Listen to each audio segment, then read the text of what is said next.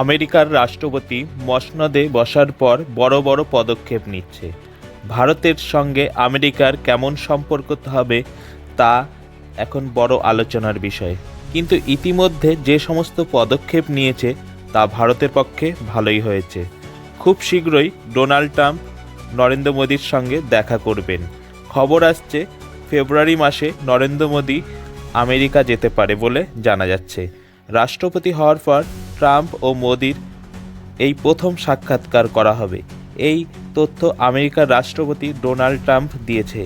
Trump এক সাক্ষাৎকারে বলেন, ভারত ও আমেরিকার মধ্যে ভালো সম্পর্ক আছে। সামনের মাসে মোদি আমেরিকায় আসতে পারে। 7ই নভেম্বর ট্রাম্প রাষ্ট্রপতি নির্বাচনে জেতার পর মোদির সাথে ফোনে কথা হয়। ট্রাম্প জানায়, মোদি আমার ভালো বন্ধু, সারা পৃথিবীর লোক মোদিকে পছন্দ করে।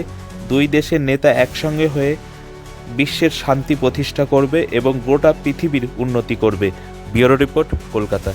এ বিষয়ে আরও জানতে কলকাতা সমাচার চ্যানেলটি লাইক করুন, সাবস্ক্রাইব করুন ও বেল আইকনটি প্রেস করুন। ধন্যবাদ।